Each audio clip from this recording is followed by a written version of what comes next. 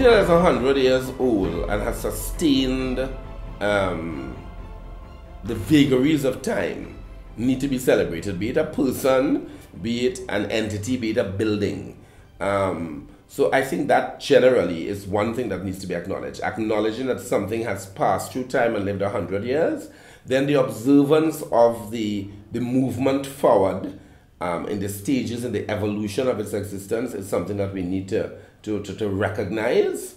And therefore, any point, and that 100-year point is a very good point, we need to take that time to reflect on it and to decide a way forward, to make a step in a new direction. And I think there is a refurbishment that needs to be done, yes, for the real space in terms of the buildings and the infrastructure and the streets and the cleanup campaigns that need to be done. But I see it also as a refurbishment of the spirit of the people who dwell and communicate and use it. And we have to be the doers of bringing the high point back. You know, I certainly believe in the slogan that says, you have to do for yourself before anybody else does for you. And that's what we have to do. We have to take pride, and that's where the Stronger Than Pride comes from. Take pride in respecting and acknowledging the worth of the city.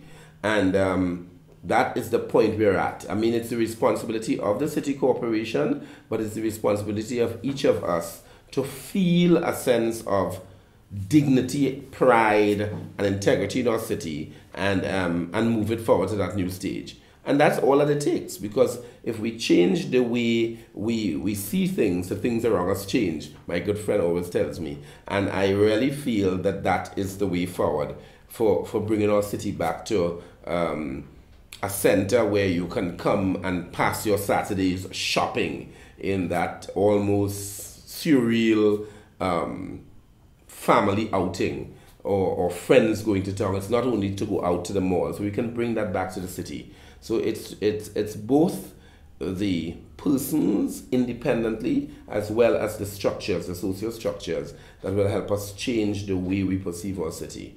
And so a 100-year point is a good point for that kind of reflection, and all of the celebrations that go on now, because they are sporting activities, they are cultural activities, they need to focus on that and bring that to the fore. Well, in the city of Port of Spain, Pageant is special. It's special because the Port of Spain City Corporation has allowed me to use a methodology I've been working on for years in a pageant process to empower young ladies. And I don't say this as in a cliche capacity, because I know I've heard that before. It's a way of empowering them, and then when you go to the show, it does not really have sufficient content, and it's kind of like just pretty girls in a posing routine. And that is why it's special for me. So it's a climax and a culmination of efforts to brand style and fashion and youth empowerment and give young women a sense of leadership potential. You know, so everybody knows me working in the fashion field, producing, doing layouts, helping with styling, fashion management, direction. But here, I'm blended most of the things that I work on. First of all, I bring 12 designers who I think are potent to the development of the local fashion industry to be on this event, so they are able to style and brand with a young lady who is in the pageant. So there's a learning experience for both of the people, the young woman as well as the designer. We have also brought 4 hairdressing teams on to work with designers. So it's a new way of bringing people to work in a framework of camaraderie, yet it is still called a competition, for want of a better word. I like to call it a participation experience in pageantry. At the end of it, somebody emerges the winner. I like to do the show in a theatric way, so that people enjoy coming to the show, so that all the P's, I call it, the patron who comes at the door and gets a seat, the partner who is the sponsor or the investor or the person who is branded with it, and the participant all come out of the process elevated, motivated, move into a new stage of their own development. So I kind of impact all of those things into my process. So it's not just about a girl walking and posing. It's not just about you in a swimsuit with a fabulous body. those have now become very secondary to the process. So I'm very excited. It's close to the time, and I'm being able to use a wonderful space, the Hyatt Regency ballroom, to mix fashion and style with pageantry, because it's a runway experience. There are going to be new media input. There is going to be dramatic presentation. There's going to be song and dance. There is going to be Indo influences on the show, even Arab influences and Afro influences, to really show the cosmopolitan backdrop that make up the city. The winner to me is the best all-round participant, the one who was there for rehearsals, the one who engaged the other delegates, the one who understands the information by demonstrating it and by even questioning it, the one who is coming up with new ways, not always just accepting everything, inquiring, the most inquisitive mind about what we are doing, and the one who uses it in their life to improve the way they walk, the way they engage people, the way they communicate, because those protocol communication skills and ways of dealing with people, it's only that it is, it is about developing your personality to be the best person you can be, so that you can serve almost as an ambassador, not only of the nation, but of yourself, your family. You can represent a brand. That is what this pageant process is about. The brand could be any of the above, but being able to represent it using the colorful style that is ours, mixed with your personality and your own biography, that's the best winner. It is not the most equidistant eye placement and the genetic composition. It is not the best body. Coming out of Caribbean's Next Top Model, Wendy used to say, and here is the Caribbean fashion guru. And that has become a term that I am called when I land in spaces through the region. So it is a term that I'm becoming accustomed to, accepting to some degree, because my experience has grown. I'm no longer working in the English-speaking Caribbean. I work in the French-speaking islands, and I have started some Dutch Caribbean work. I've started together with a group called Suriname and Style. We do Suriname Fashion Week, so this year we're going to do the second one.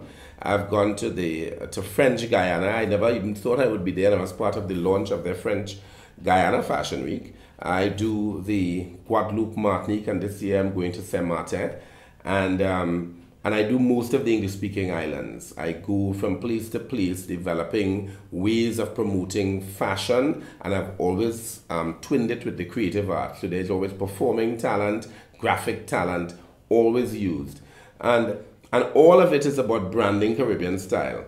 I've also had the good fortune of going to Toronto every year and carrying some of our best designers from Trinidad and Tobago and doing an event for the Caribbean community, and it has been well respected. My friend Joan Pay and she has a wonderful history working in Caribana. She's the one who first brought me up to Toronto to do these shows where I carry up designers and we celebrate Caribbean style, and the whole Caribbean community comes out.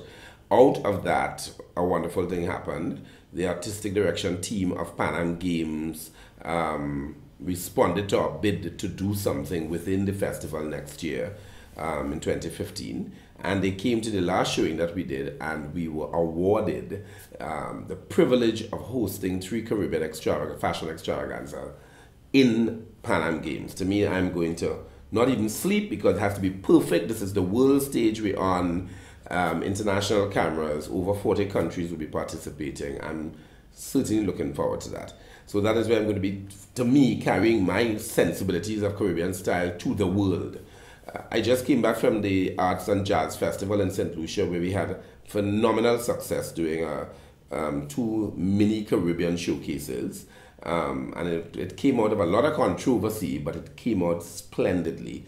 And I feel I've reached a point where I have to move forward and constantly go after excellence. We were able to time the shows within an hour. One came in at 58 minutes, one came in at 55 minutes. And those kind of logistics are important now. So my next task is to go to the French Antilles. I'm doing fashion weekends in Guadeloupe, Martinique, and Saint Martin in the month of July.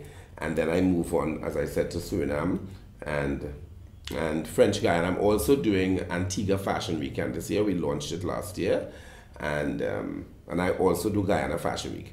There are several other projects that I do in the region, but they all talk about style. And what I benefited from is that Northern Caribbean has a different value system from Southern Caribbean. Rural Caribbean spaces and urban Caribbean spaces have different ways of interpreting what is style. So yes, we are a brand Caribbean, but flavored significantly differently, but definitely all within the umbrella. So traveling the region, there is a subtle difference. Sometimes it's very, very, very stark, but you learn about people. And learning about people is the most important thing to me. I think that's really what defines why we're alive. How we interact with people in different spaces, how we share our experiences with them, and how we benefit from each other's experiences. And the style comes out of that. Style is just a reflection of how we move and what we do, and how we costume ourselves, as I say, by the period. So like coming out of the St. Lucian experience recently, they have a French influence, significantly post-colonial British, but with a French influence. So there's a sense of that color, and there's a sense of expressing yourself in a very folksy way, still with the lines that are traditional, So that is what fascinates me. I'm constantly observing and analyzing that. And I think that's the benefit I might bring to bear on the doing of the shows, because I script the shows as well, I coordinate the music as well to determine the flavor of your experience with the designer on stage. It is not just about the model moving from point A to point B. I have to give you something to leave there remembering that designer. And that's what my responsibility is. So if the designer works in the flare skirts, just to be very simple, I have to do things that make you remember the designer with the flare skirts with a certain brand of music. And that's what my responsibility is, to make you remember. That is what the fashion merchandising thrust must be in a Caribbean context. It cannot be just to walk stoically down the ramp. It is not, you're not selling to people who are industry specialists, who are sitting there with their notepad identifying items by code names. You are talking to the consumer, who is a regular person who like coming to shows for the experience and the entertainment and the theater and the lights. So you appeal to that. You don't leave that out of it. You put that in there so that they enjoy the experience, but the end result is that they purchase. They start investing in our style. They start supporting our local and regional designers. They start walking proudly and branding the identity of this part of the world. It's very important to me that all of the arts cohere so that performers need to be branded. I mean, when David Rudder was at the Zenith, I think, in Paris, and he was wearing a cloth jacket that Robert, my brother, decided to call the Rudder jacket. To me, that was great celebration, great meshing of design talent and perform talent, because when you're out there, that's why Bob Marley is so memorable. He was a brand that came in a style package. And to this day, we still remember it, and we still want to wear a t-shirt with his brand on it, and we still want to wear the hat how he wore it, and we still want to hold the expressions he had on his face. And he died in 1981. Sometimes I don't even remember it's that long. He is a 70s phenomenon, and that 70s phenomenon lasts in a very perennial way. So we have to know that that's what the style is. It comes out of us naturally, exhibitionistically, and sometimes we are not aware it's so demarcated. We live it in a natural way. We live in a resort style, and that is part of our style of the world that we live. So it is easy for us, but sometimes it's not so easy for us to recognize that we have a brand and a package. So there's a famous line I always said when I'm talking about it, is that we were discovered accidentally. Christopher Columbus was going to the east to find the silks of the east, as well as the spices, and accidentally bounced upon this part of the world called the New World, right? And what evolved after that is a mutation of cultures that has brought about a new silk and a new spice to the world, a new world style, a new world flavor. And we have to be absolutely proud that this archipelago of islands offers that mystical charm. And when you do the historical readings, you see that there was always that attraction, that fascination. They were mesmerized with the space beyond the people and the geographics. It's almost like if it possessed some mystique. And therefore we need to use that mystique and that allure and sell it together with all of our arts. And that is where the style comes in. The style is what you shape and costume the arts with. And so my philosophy about it is buy into that. The swing tag that has the anecdote of our difference is what sells us, is what tells the world these people different. And I want to wear part of that unique flavor. And I want to tell people I have on a Caribbean product. I want to look at a showing of style on a monitor with the volume turned off and know it's Caribbean people because of how their facial expression is, how they walk and sashay and swagger and strut. And they must look like they're happy living in the space. They must look like they're not approximating nobody else. They must look like they're not copying nobody else. They must look like they know what they're about and they like it. And we're selling it. I tell my models in joke, when you're walking, don't look like you're going to buy bread in the shop, you know. You selling new kind of loaf of bread. You are selling something special. So if you walk with that, the photograph conveys it, the facial expression conveys it, the world buys into it. And we all have to appreciate and understand it, and that's the only way we can move forward. Because you still have people who are saying, like I came back from the show, and one of the comments was, the show was too Caribbean. It's a Caribbean show celebrating Caribbeanness, and that was a comment said by intelligent people, that we did something too Caribbean. I mean, it's so insulting to our own existence that people still want to think mother country oriented instead of formulating and branding something that is theirs indigenously, you know, and innovatively ours. So I confront that daily, but I've persisted. And you know, when they're buying into it, when outsiders, people beyond our region, come into the region to celebrate with us, talking about our style, they're now buying into it. You know, and I've told some of my friends who have all gone away since the 80s, I didn't have to go away to miss the beauty of it, you know. I started recognizing the beauty and I decided to stay in it and to develop it. You know, and my good friend Cyprian Thomas would tell me, how you stay in there? But now he has written back to me and he said, Richard, you did a good thing. You stayed and you made people start seeing that this is also something that is reckonable and that we must appreciate it and like it and buy into it. And so if I have to feel a sense of reward, that is what it is. And I try to impart that in every single project I do. So that is what keeps me motivated and keeps me pursuing this ideal. You know, there's a show being developed that I've called After Fashion, and it has that dual meaning, that I do it with a certain style, but I am in pursuit of this fashion because it isn't totally worked out. I'm still going after it, trying to make people understand and come under one consolidated umbrella. So then the world can appreciate us, because they're not going to appreciate us if we're fragmented and splintered. So on the 1st of June, at the Hyatt Regency, some of these elements will be part of the process, will transcend the Beyond the Kiss Stronger Than Pride initial kickoff celebration of our 100-year history of the city of Port of Spain.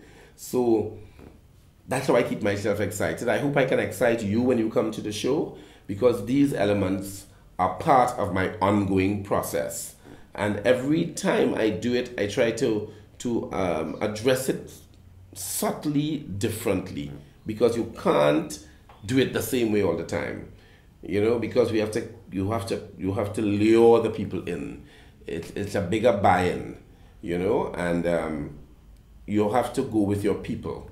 The people who are closest to you have to appreciate and love it and move with it, because that's the way I think we can sell to each other, regionally, locally, and intra-regionally.